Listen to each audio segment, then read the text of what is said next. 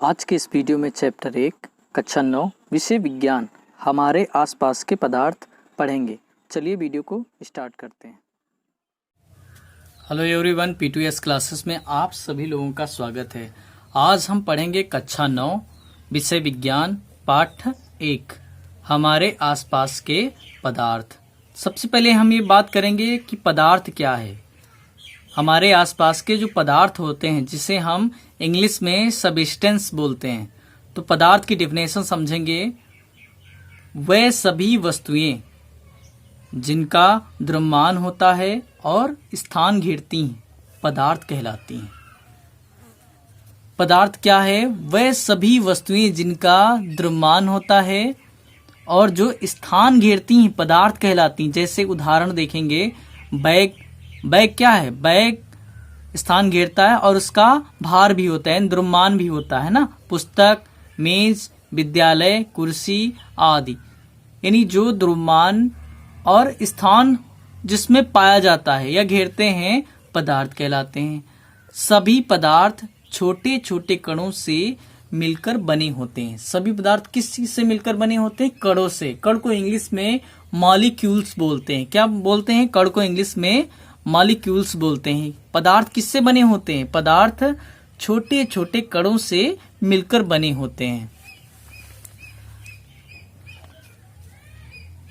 अब देखें, पदार्थ के कण इतने छोटे होते हैं कि हम कल्पना भी नहीं कर सकते। यानी पदार्थ के जो कण होते हैं बहुत ही सूक्ष्म होते हैं, बहुत छोटे होते हैं। जैसे उदाहरण के तौर पे हम देखेंगे, पोटेशियम परमैंगनेट। पोटेशियम परमैंगनेट का सूत्र होता है KMnO4 का एक छोटा सा कण को यदि एक गिलास के पानी में डाल दिया जाए तो यह पूरे गिलास के पानी को रंगीन बना देता है। कैसा बना देता है? रंगीन बना देता है।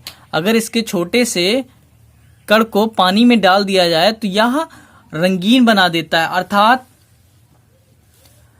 देखो, एक छोटा कण गिलास में पानी के जितने कण हैं, यानी गिलास एक छोटा कण पानी में, गिलास के पानी में जितने कण हैं उतने भागों में विभाजित हो जाता है, यानी बट जाता है और सभी कणों के साथ मिल जाता है। और सभी पानी के जितने कण हैं, पोटेशियम परमैंगनेट के कण पानी के कणों के साथ मिल जाता है, जिससे क्या पानी हो जाता है? रंगीन हो जाता है। सभी कण एक साथ मिल जाता है तो आप समझ गए होंगे कि पदार्थ के कण कितने छोटे होते हैं। आपको पता चल गया होगा कि पदार्थ के जो कण होते हैं वो कितने छोटे होते हैं। अब हम बात करेंगे पदार्थ के कणों की विशेषताएं क्या होती हैं। पदार्थ के कणों की विशेषताएं, कौन से पदार्थ के कण में क्या विशेषता पाई जाती है? देखो, पहला हम पॉइंट देखेंगे, पदार्थ के कणों के बीच रिक्त स्थान पाया जाता है। पदार्थ के कणों के बीच क्या पाया जाता है? रिक्त स्थान पाया जाता है। दूसरा, पदार्थ के कण निरंतर गतिशील होते हैं। कैसे होते हैं? निरंतर, यानी सतत रूप से गति करते रहते हैं। इसे क्या कहते हैं? गतिज ऊर्जा कहते हैं ना। चलिए तीसरा पॉइंट देखते हैं। तीसरा पॉइंट है, पदार्थ के कण एक दूसरे को आकर्षित करते हैं। पदार्थ के कण क्या करते हैं? एक दूसरे को आकर्षित करते हैं, इसमें आकर्षण होता है। तो अब हम विस्तार रूप देखेंगे। पहला हमने पढ़ा था पदार्थ के कणों के बीच रिक्त स्थान होता है। पदार्थ के कणों के बीच क्या होता है? उसमें रिक्त स्थान होता है। जब हम किसी गिलास में नमक या चीनी, जब हम किसी गिलास में नमक या चीनी लेते हैं तो चीनी या नमक आसानी से जल के कण के बीच मिल जाती है। ऐसा इसलिए होता है कि पदार्थ के कणों के बीच पर्याप्त रिक्त स्थान होता है। अब हम उदाहरण देखेंगे, जब किसी गिलास में नमक या चीनी का घोल बनाते हैं तो क्या होता है? चीनी या नमक आसानी से उस जल के कणों के बीच मिल जाती है। ऐसा इसलिए होता है कि पदार्थ के कणों के बीच क्या पाया जाता है? पर्याप्त रिक्त स्थान पाया जाता है। पर्याप्त रिक्त स्थान पाया जाता है। दूसरा देखें, दूसरा पॉइंट, पदार्थ के कण निरंतर गतिशील होते हैं। पदार्थ के कणों क्या होते हैं? निरंतर गतिशील होते हैं। तो देखें, पदार्थ के कण निरंतर गतिशील होते हैं, अर्थात उनमें गतिज ऊर्जा होती है। पदार्थ में कैसी ऊर्जा होती है? पदार्थ में कोई ऊर्जा नहीं होती, पदार्थ के कणों में ऊर्जा होती है। तो पदार्थ के कण निरंतर गतिशील होते हैं, अर्थात उनमें गतिज ऊर्जा होती है पदार्थ के कण में।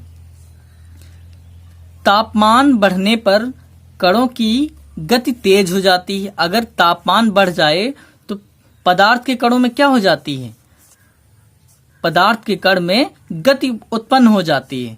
इसलिए हम कह सकते हैं कि तापमान बढ़ने से कणों की गतिज ऊर्जा भी बढ़ जाती है। अगर तापमान बढ़ जाए तो कण की भी गतिज ऊर्जा क्या हो जाती है? बढ़ जाती है।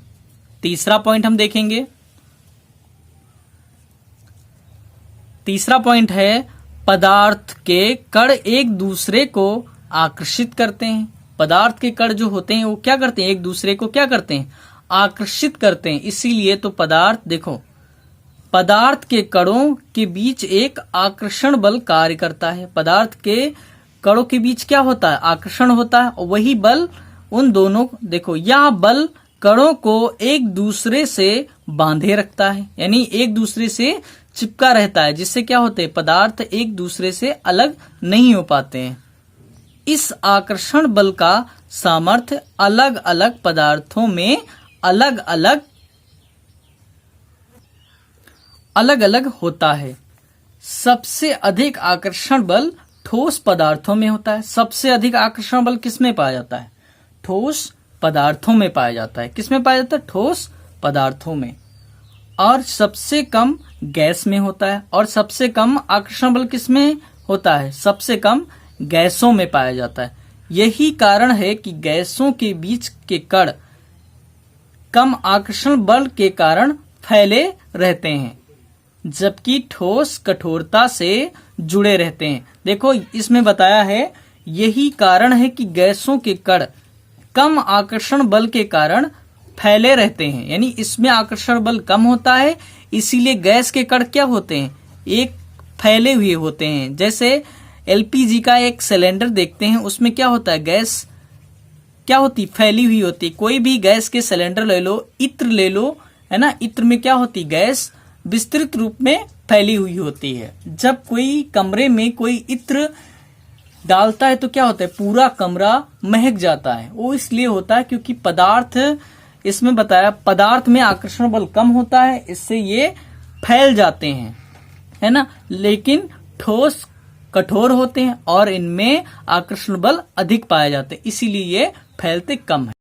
आशा है कि मेरे द्वारा पढ़ाए गए टॉपिक आपको समझ में आ गए होंगे। अगर आपको ये वीडियो महत्वपूर्ण लगी है तो प्लीज़ आप अपने दोस्तों के साथ शेयर करें, लाइक करें, कमेंट करें और हमारे चैनल को सब्सक्राइब करना ना भूलें। Thanks for watching.